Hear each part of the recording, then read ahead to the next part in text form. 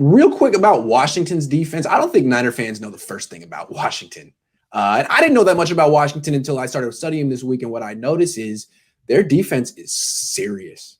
And it's basically built like last year's Niners defense. And it's kind of rolling like that right now. They got the 4-man pass rush with depth behind it, and they can just kind of play 7-man coverages.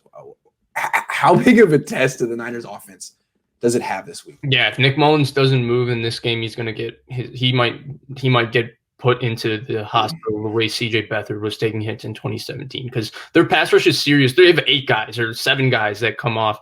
And, everybody wants to talk about Chase Young, number 2 pick. Was he the greatest D-line prospect ever? I didn't exactly think so. I don't think I've watched a decent amount of Washington football team. In my opinion, he has not been in Nick Bosa's tier of what Nick Bosa was last year. I think Young has a higher ceiling, but I think Bosa's the better player right now. But the 2 guys in still good though. It's still good. Yeah, the guys I do want to ask. Keep going. Is Montez Sweat is very good. He was a steal for them because he had a health condition that made him fall in the draft. And Jonathan Allen. Jonathan Allen is the guy that really impresses me. He's one of the best defensive tackles in the NFL, in my opinion. I think he's really dominant. Deron Payne plays the run real well.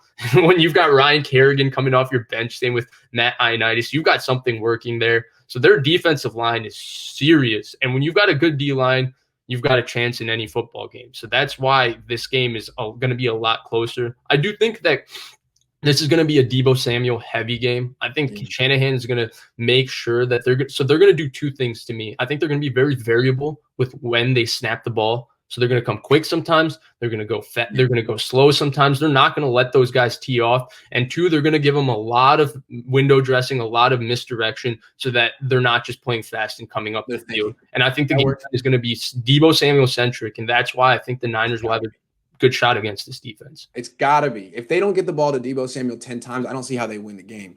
Maybe they were saving him for this game last week. I don't know what the plan was. Do you remember what they did to Carolina last year? When Carolina came to the 49ers before their season fell apart, they were number 2 in the league in sacks. Brian Burns was playing great. Gerald McCoy was playing great. I don't know if K'Wan Short was hurt or not, but K'Wan Short's a dominant player. They had a lot going on, and the problem was they did defense, and Washington's even pretty good against the run. Cool. Yeah, but stopping any run game and stopping this run game with the movement and window dressing is going to be interesting. I think K'Wan Short was out because he's such a load. I don't think the Niners could. Yeah, right. And Jonathan Allen's a load too. He's good. Deron Kivitz, get ready, buddy. Yeah. Montez Sweat and Chase Young are going to take turns on Mike. Montez Sweat. They're going to run a train on that guy. Montez, you know what? Go ahead. I don't know if you know what a train is, but they're going to run a train on Mike McGlinchey. Mike. Oh, yeah, dude. Montez Sweat's got a little Alden Smith with those 35-inch arms. Yes. He might not be able to touch him. He might pick him up and throw him. Oh, yeah. Oh, man, that's going to be bad.